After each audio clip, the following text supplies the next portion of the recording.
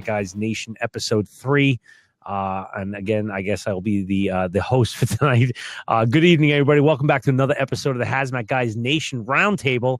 This is a multimedia platform where we bring hazmat response information to the masses with training tips from the hazmat members from around the globe.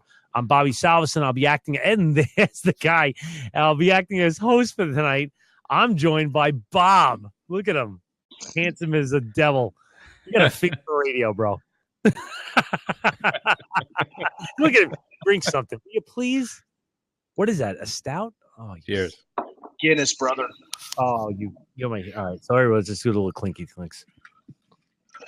For those of you who don't know, Bob Kosh and Phil are in the Fire Rescue East Florida Hazmat Symposium, tearing it up down there, apparently, with the time difference and whatnot. How's that going? Oh, well, now that we're finally on, good. That's awesome. Everybody, just grab a beer. If you're in this room, you need a beer or a drink or a scotch or whatever you drink.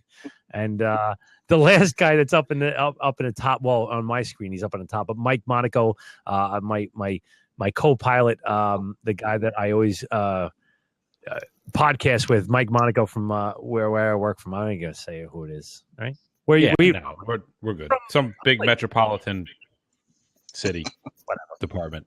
And I'm your jerk in control.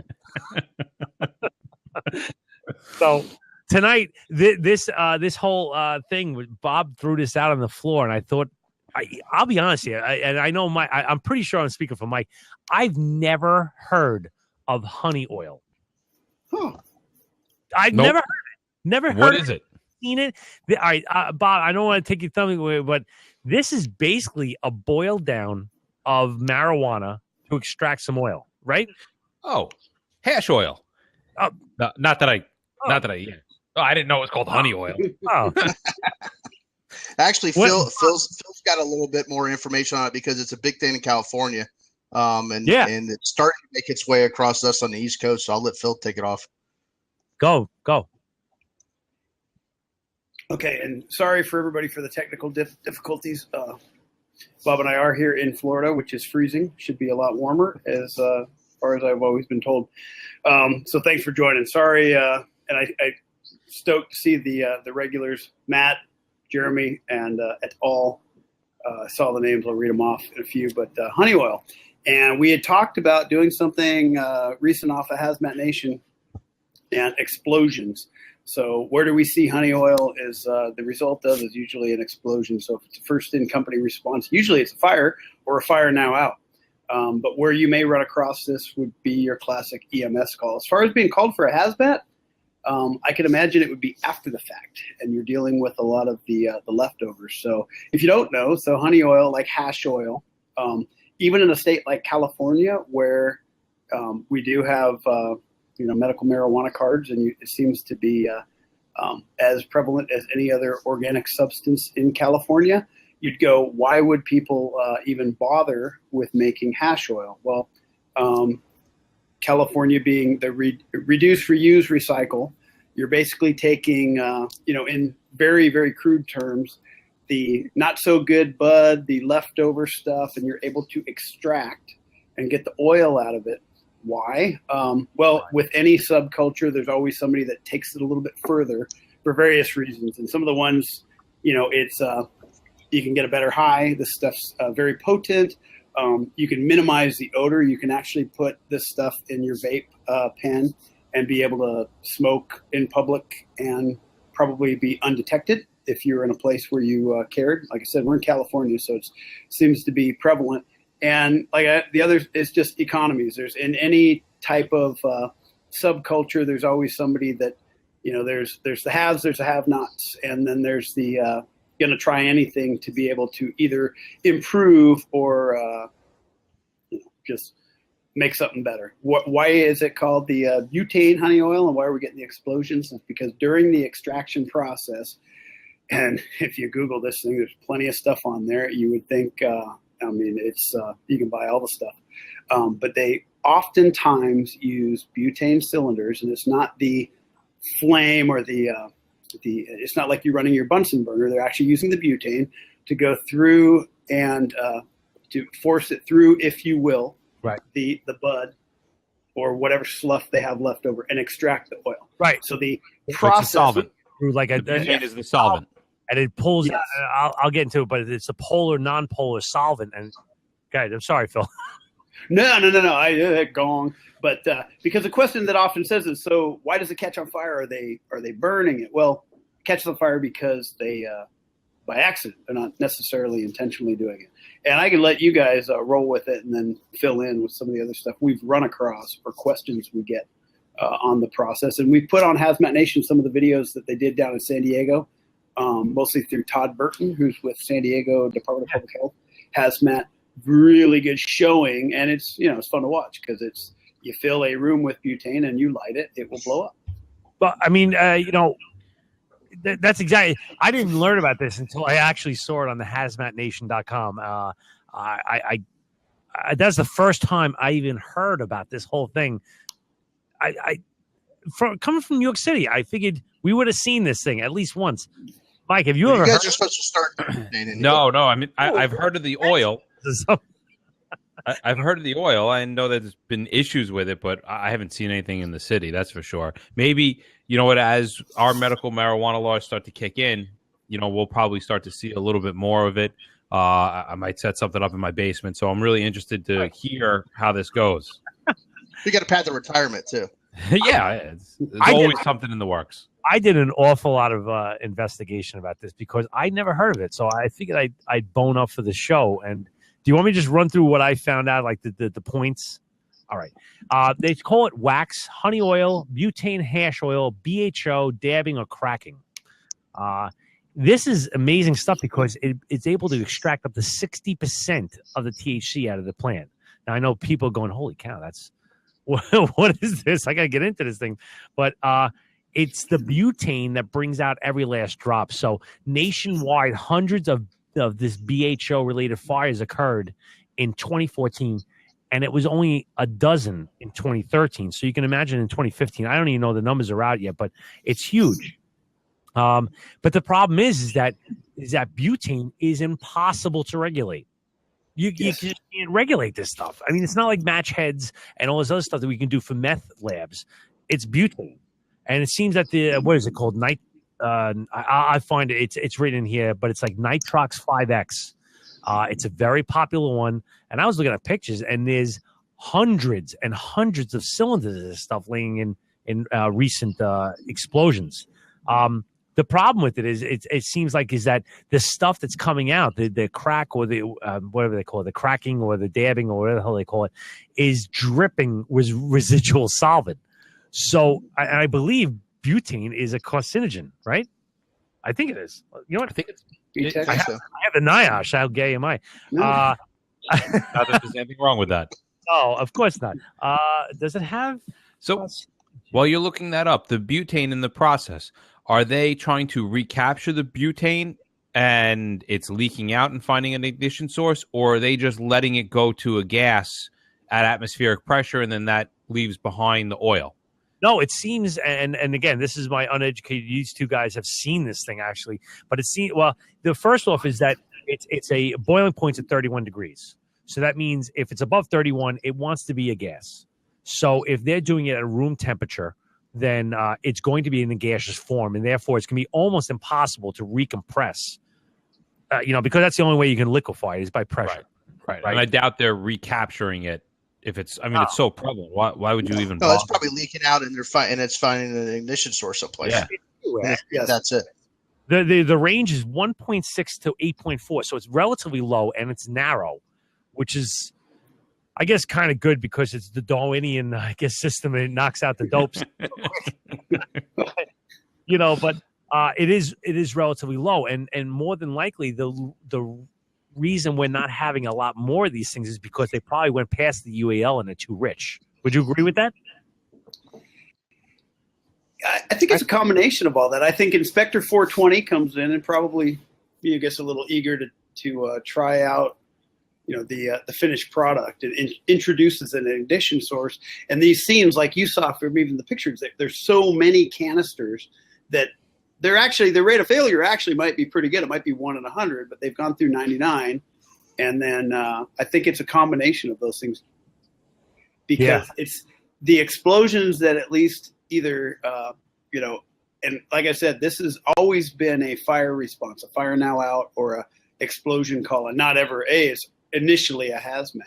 But there's tons of these canisters around, and it's never a real high-tech system anyhow. It's a motel, it's a back outhouse, or it's an apartment like we talked about with the other day.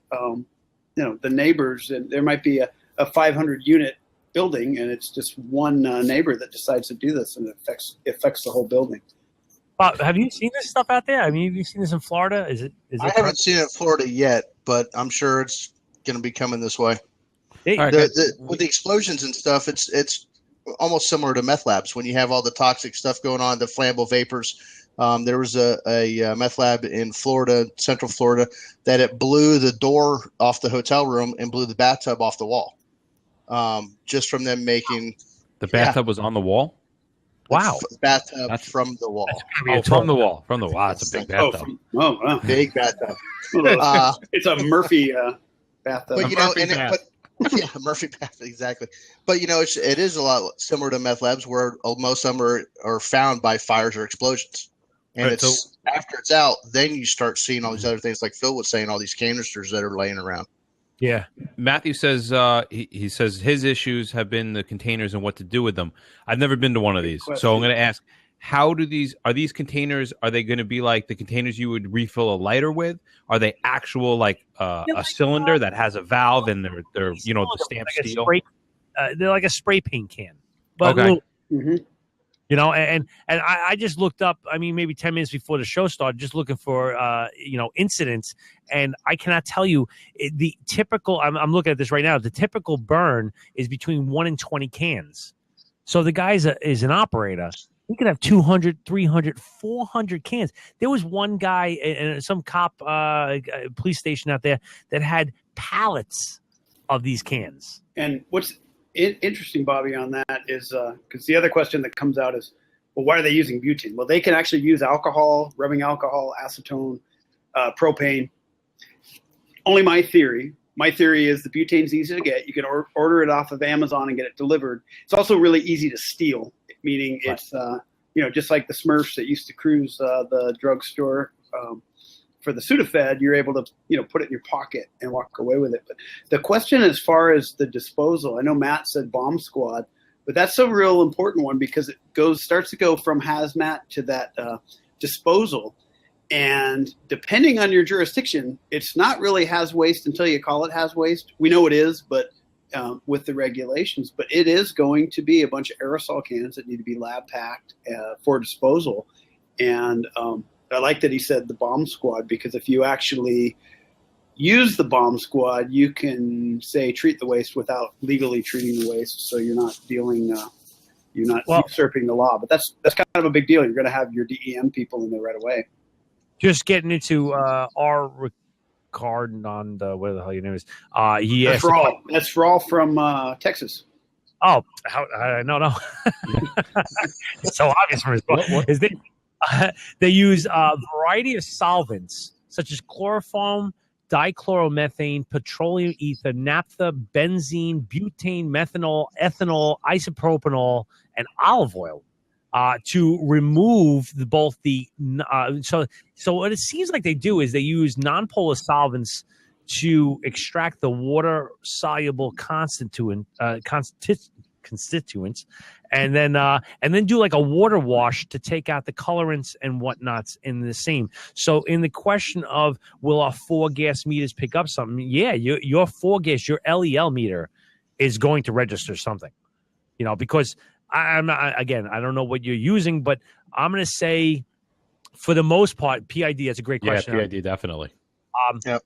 The calibration gas is probably going to be like a pentane, which is right next to methane, benzene, that it's in that area. So you're going to get pretty close to that 1-to-1 ratio ish. As far as I have my NIOSH here, as far as is the PID going to register it, the IP, the electron volts is 10.63. So what that means is, remember that most of our PIDs register at 10.6, and don't think it's like a digital thing where, it's above 10.6, it's not going to register. There's a gray area above and below that. So it doesn't register well, but it probably is going to register up to like 10.68 and down to like 10.52. Still getting some type of thing. It's just, it's going to be, it'll get some of it, but it won't give you a good accurate description. Would you guys, agree with that? Yeah, absolutely. So basically, that's the only way we're going to be going in to check these things, because it's not pH useless, radiation useless, LEL. Yeah, that's gonna be a definite thing there. Oxygen, you're gonna have to have a lot of this stuff in there. Yeah, it'd have to really push it out, unless you were in a really confined space when the explosion went off, and now you have that, that oxygen deprived. But really, what are the chances of, I guess it's something to think about, but. And all the places you're going to monitor, because it's going to pocket in a bunch of different areas. So you're going to have to go all over the place. It's going to be everywhere. Right, because butane's lighter than air, right? Goes up? Please hold. Down. Does it go down? Please hold while I transfer your call. It is heavy. It's heavier, but it is one of those ones that's heavier, but, depending on the environmental conditions of the room, right?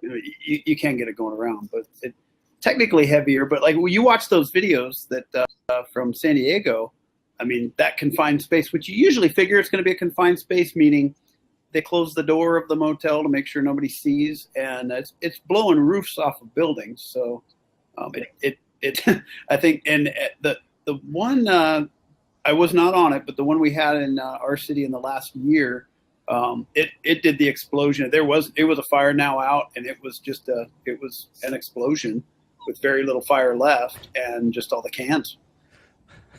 I gotta say, house-sized potato gun. It's exactly what.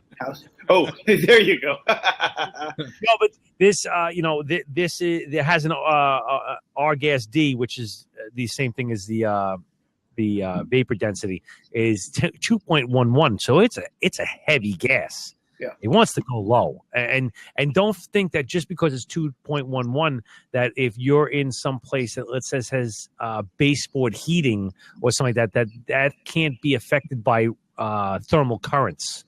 It can't be thrown around by a ceiling fan or something like that, right? You can see, I'm getting into the nitty gritty of this thing, and probably not where we as emergency providers are going to see, right? Would you agree with that?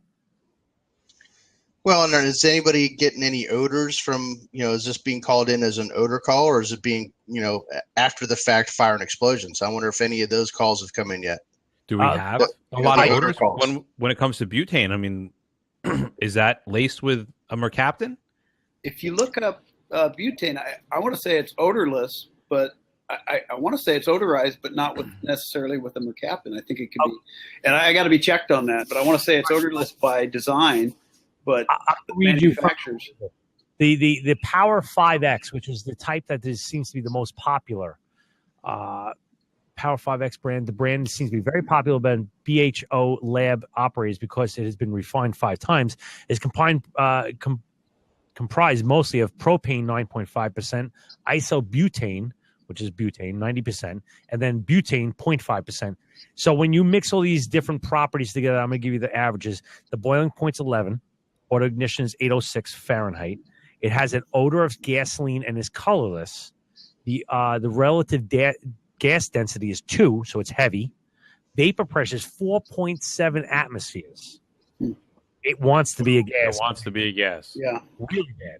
The flammable range is 1.4 to 8.4. Okay, so that is not very high, but the good thing is that it is not very wide. Right? Everybody agree with that one? Yeah. Yeah, it is narrow. And we got a person, the Delician Droog 1. All right. They refine it at the plant he works at, fairly odorless when it's raw before finished product. And they put an odorant in this, right? Hanging on you, Delician Droog. Or it's refining plant. I read it as de-election. Rogue One. I'll take the rapist for 1,000. That's the therapist. Put it out for sale. Oh, interesting. Okay. Wow. But it's not. It's not. Say a consistency like the mercaptan and natural gas. But now you said butane, but we've got all variations of butane, isobutane, and things along those lines. So yeah, there's a different. We got functional groups going on the ends of these things. It's not pure butane. Isobutane is totally different than butane. I mean, it has a different boiling point. It has different ignition point. It has a different. We just lost 2 guys. What? Why are you leaving? Did I lose 2 guys? Did you see them? Did they leave? I don't see them. Huh. You mean us? Bob? Oh, I'm here. No, we're all here. Do you Bob. see the other 2 guys? Yeah, I see them. They're there. We see everybody. All right. I don't see them. Anywho, they have 2 different flammable ranges and stuff like that. You know what's interesting? I don't see the other 2 guys. I only see Bob. Really? I see Bob. Okay, hold on a second. Well, I'm just making up for the lost time that I had. Oh, yeah. You know what? It's all about you now, Bob. I see everybody. It is. You can't see them, but you can hear them? I'm serious. I don't see. Do you hear them? I hear them. I see everybody. Bobby, does butane have the benzene ring? All right. I kicked both of them off. There goes. Yeah, I just kicked them off. Phil and Mike. There's one. It's incredibly rude, but I moved up in the squares. You moved up. I don't know what the hell happened. Whatever. To answer Matthew's question, regular butane does not have any kind of benzene ring to it. It's a pretty straightforward. Three carbon butane, three carbon connected, no double bonds, no nothing. The isobutane also does not have a benzene ring or anything like that. And BTEX, benzene, toluene. No, it doesn't have toluene in it. I mean, the other solvents might, but straight butane doesn't. It's 4 carbon. 4 carbon.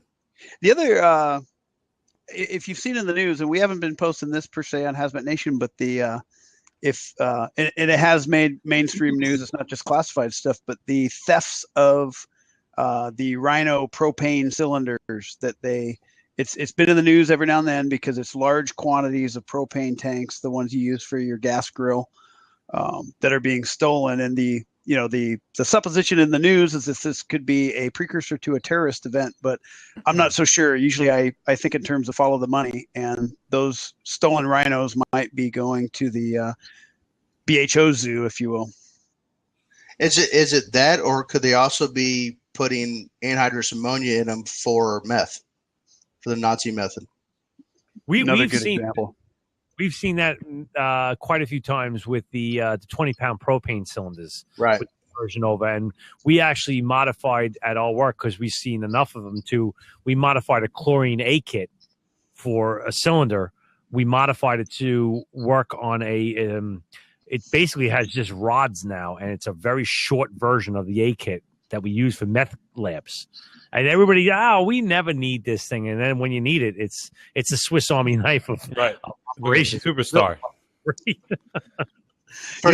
made something for the propane tanks you're talking about? Yeah, we made it. And all it really is because if you use the A kit, right, on a regular propane, the chains kind of go up and over the shoulders. So we did added wings to it to make it wider so that it's directly over those chain links, and it gives a better fit.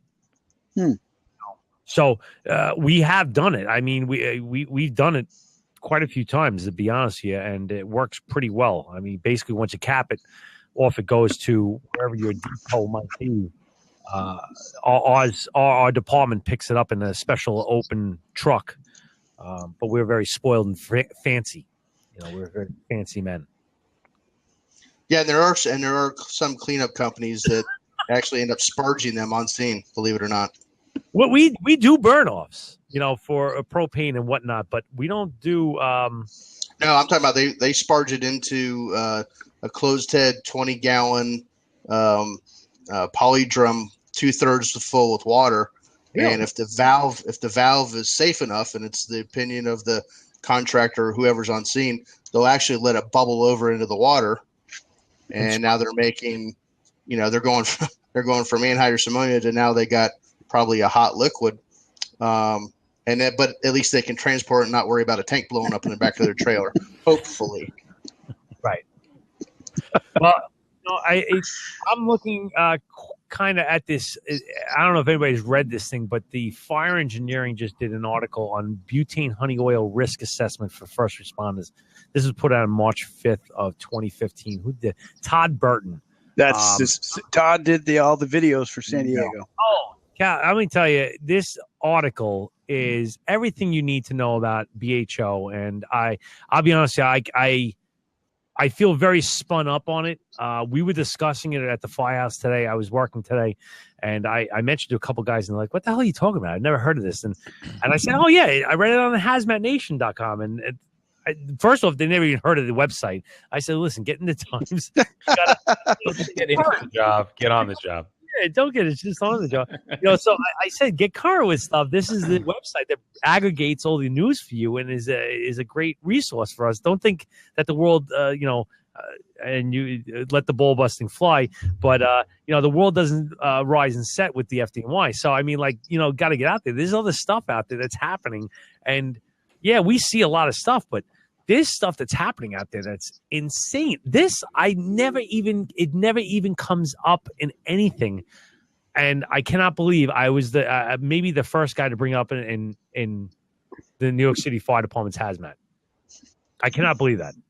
And now you'll probably see 10 of them in a month. Yeah. Right. Right. Like, oh, that's the stuff that Bobby Salvison's producing. No, I don't. Yeah.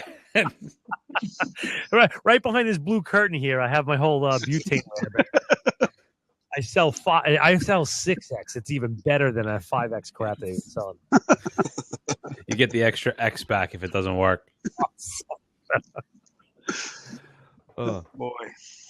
But, I remember talking to a couple guys from Colorado where all of this is pretty much legal and legit. I wonder, from a fire prevention point of view, what they have to have or what they require in their labs to be able to produce this stuff. I wonder if that would give a pretty good indication of the hazards going off of someone else's fire prevention.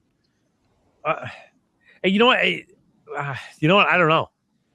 There's got to be codes. And we actually have a guy, me and Mike have been talking. I'm good friends with this guy named Jim Jarrix, and he works at the National Fire Academy, and the guy is the bomb when it comes to fire codes. And when you hear fire codes, you even hazmat guys yawn at fire codes. But this guy is awesome. I mean, he wants to get on the show. And I told him, I said, well, maybe we'll make some fixed facility type thing up.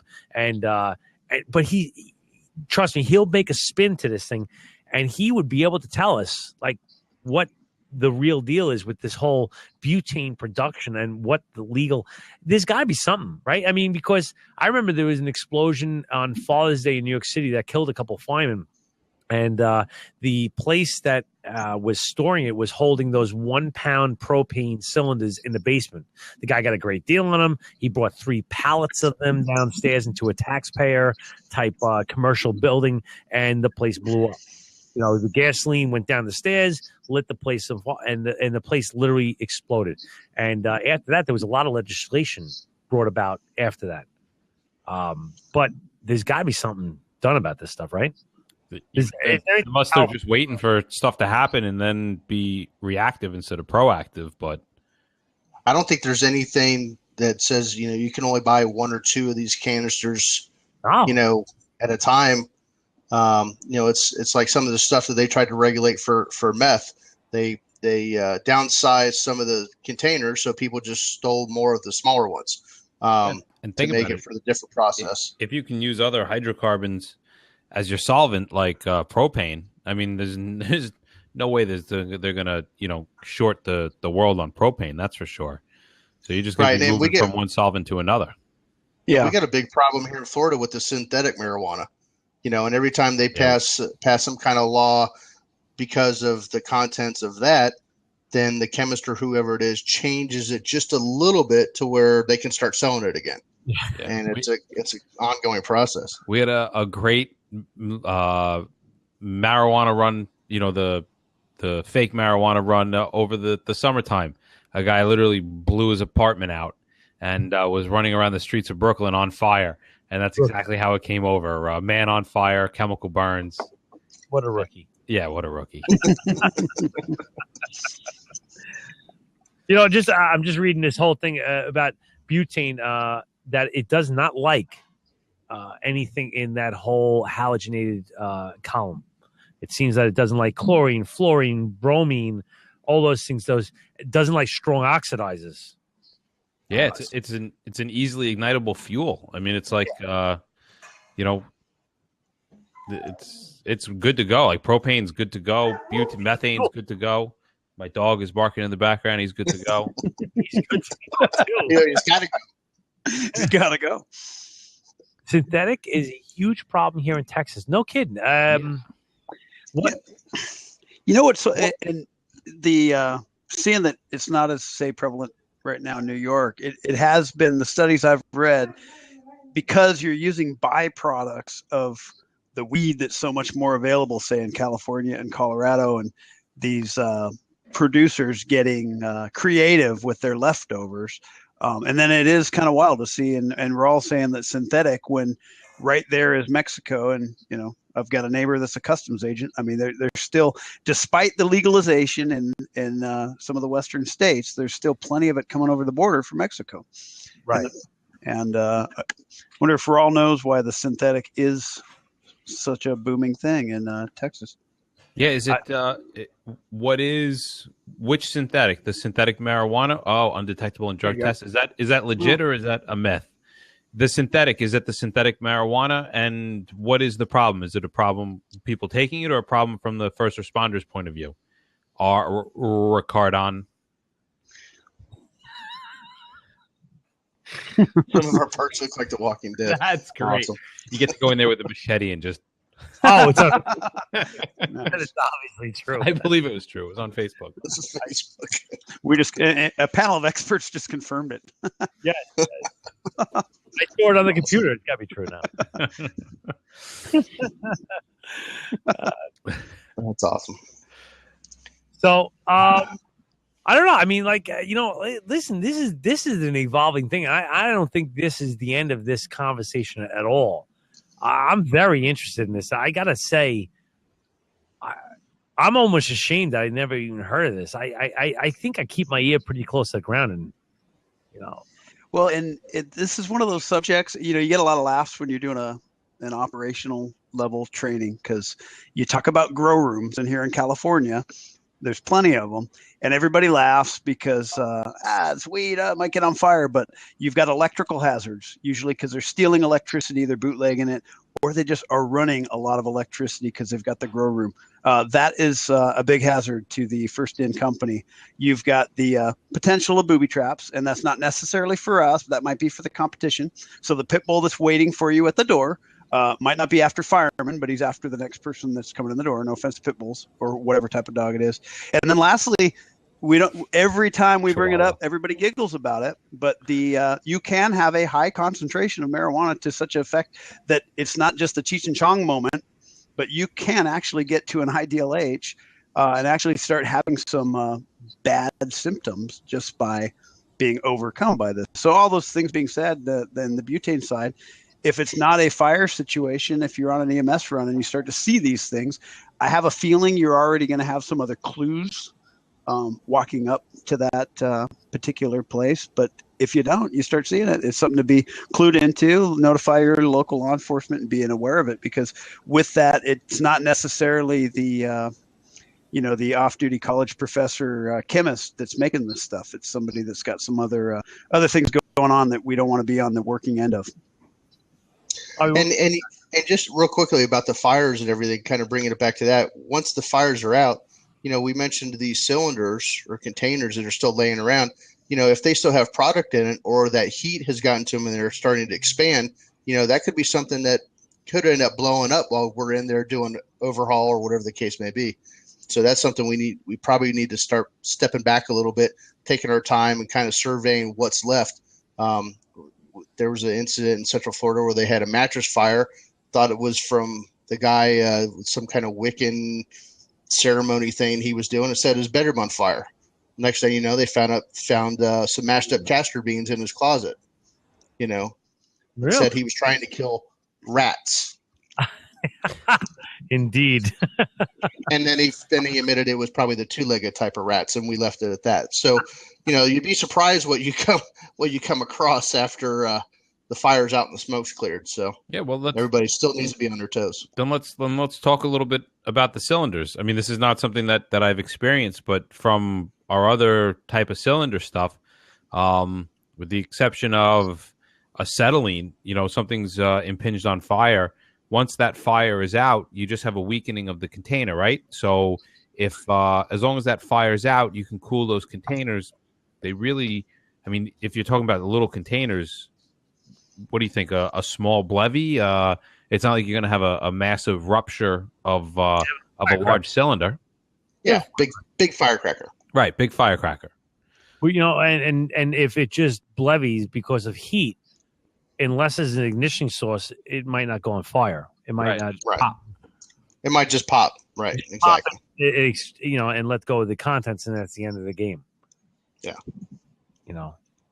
And just, I mean, I'm just thinking out loud, but if I'm coming into this thing, if I hear that we're going into some type of, what is my meter selection? And mine's going to be my 5 gas, my 4 gas, whatever the hell you got. My standard 4 gas. I want what specifically I want my combustible meter. I want my PID. I might want my FID. I was gonna say I would grab the FID on the way out. I might want my FID. I might want that, and to follow it up, I might want my CDS, my colorimetric tubes, to confirm. And that's down the road because. I might go with like an AP4C, something that's going to give me a quick hit on some ticks. Yeah, or maybe some of the basics, a phosphorus, a sulfur. Just let me know if something with those compounds are in the air. Yeah, maybe a leak sniffer, something like the TIF 8800. Yeah, that'd be great. Metal oxide, where it would pick up very, very little amounts, like 2 parts per million of something, where the point of leak is, because this is a hydrocarbon and we use them on gas leaks, it should work. And I don't know if it will or not, but I'm pretty sure it will. How much would be left at first? That's a good point. There's probably not going to be a lot left, but I think that the concern really would be the solvents that are left over that are in the liquid phase, but close to atmospheric pressure. So they're going to be in the air. And then the possibility of a rupture or a leaking cylinder that hasn't caught yet. I think that's really, we're not so concerned with what was consumed. We're concerned about what's left behind. Yeah. And right.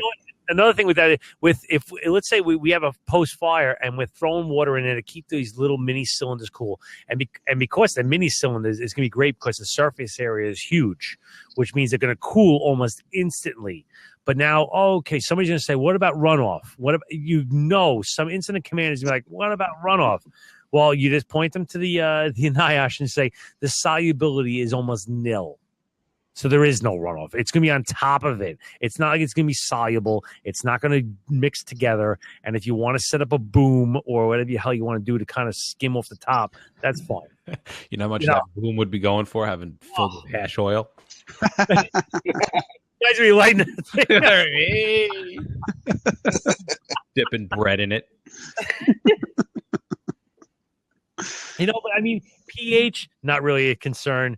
Like I said, FID, colorimetric tubes, you sniffer to maybe find some of those errant ones. And me and Mike talked about this. If you can't figure out which one is which, some will just shovel them out to the front yard. And if you really got to figure out which ones are still leaking or not, and you can't get the sniffer on them, put each one or maybe a couple into a plastic bag and then monitor the plastic bag. Make its own little mini environment around that plastic bag and say, nope, all 5 of these are good. Dump out the bag, throw another 5 in there.